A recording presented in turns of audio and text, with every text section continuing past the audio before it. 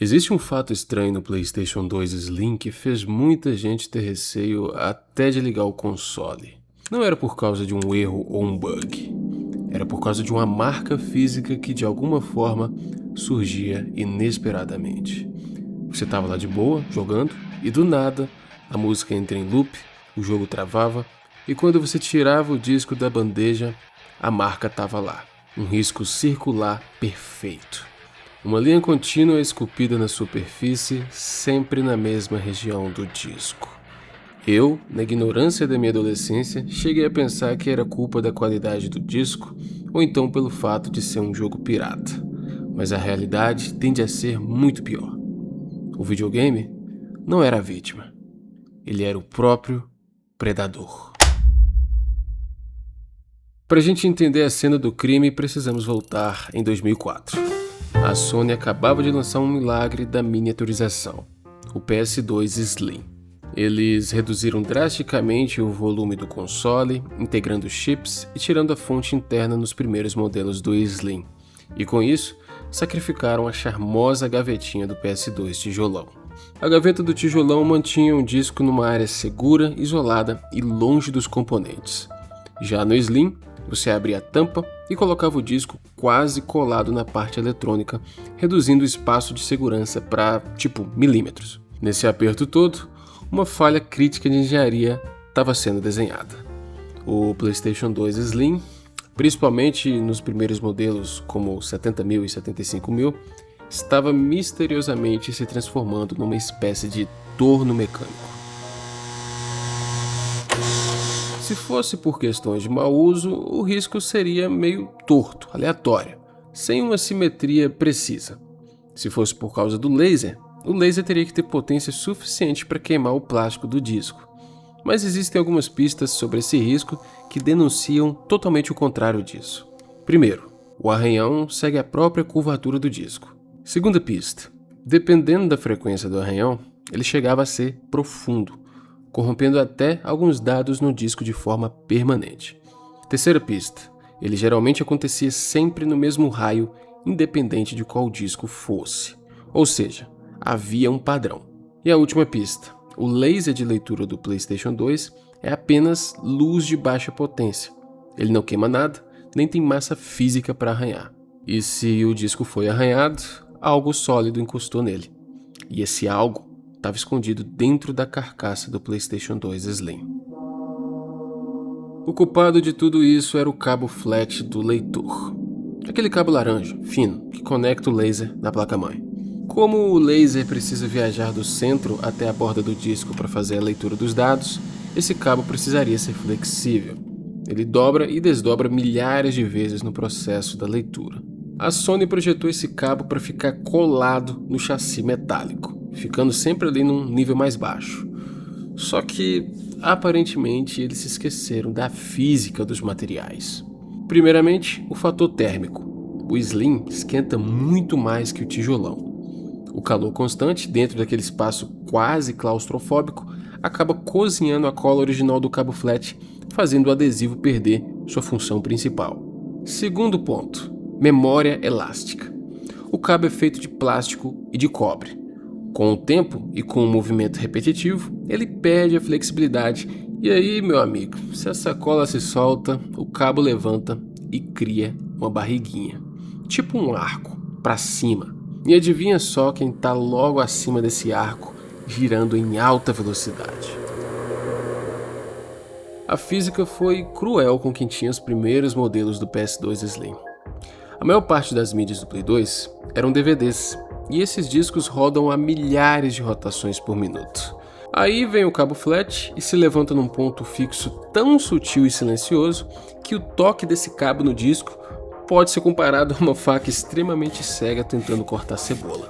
Porém, esse atrito aparentemente inofensivo, quando acontece no mesmo lugar e repetidamente, acaba lixando a camada de proteção do DVD.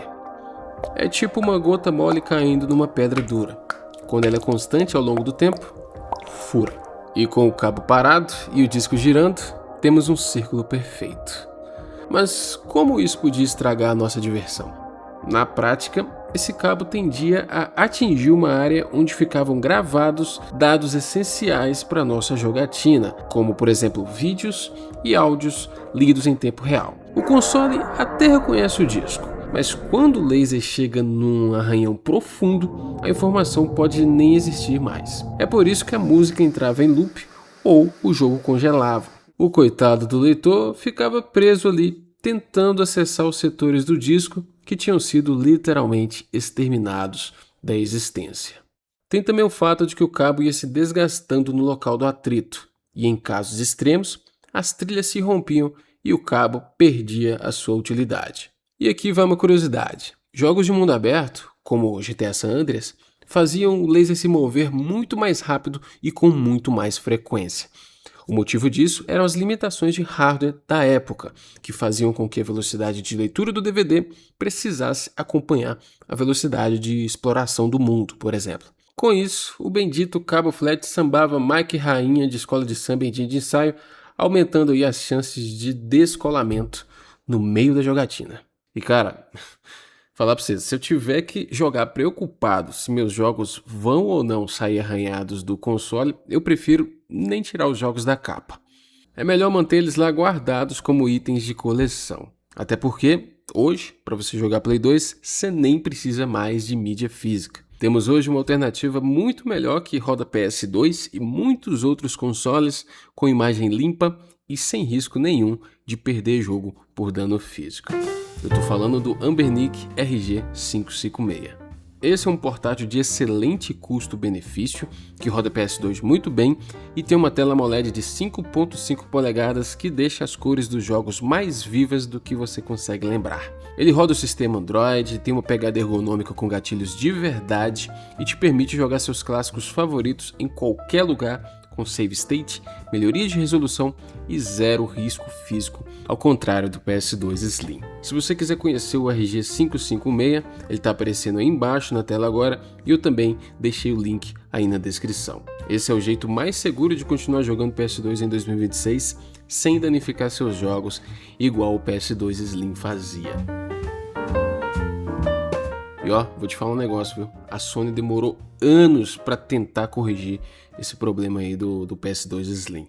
Só melhorou mesmo nos modelos 90.000, que teve inclusive o seu design revisado, mas ainda assim, vez ou outra, acontecia algum caso de descolamento do cabo flat.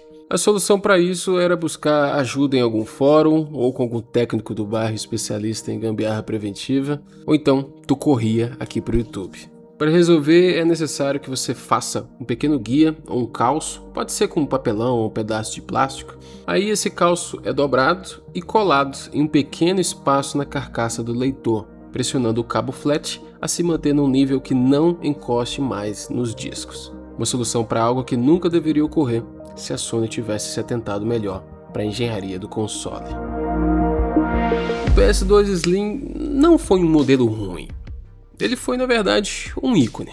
Ele tornou uma das maiores plataformas de entretenimento da época acessível a muitos brasileiros, principalmente pelo fato de termos produção nacional entre 2008 e 2013. Mas esse modelo nos ensinou que reduzir o tamanho de um console tem um preço. Por isso, se você tem um Slim aí na sua casa, mesmo que você não jogue tanto hoje em dia, faça um favor a si mesmo. Abra a tampa, analise o cabo laranja e veja se a cola ainda está firme. Porque ele, o cabo, pode estar lá, arqueado, esperando apenas você colocar o seu jogo preferido para deixar nele a marca que o danificará para sempre.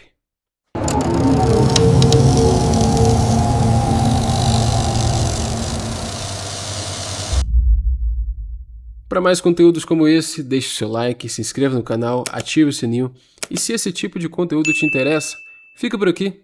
Tem muito mais história estranha da era dos consoles aparecendo aí na sua tela agora. Eu sou o Alves e espero te ver numa próxima. Valeu, falou e até breve.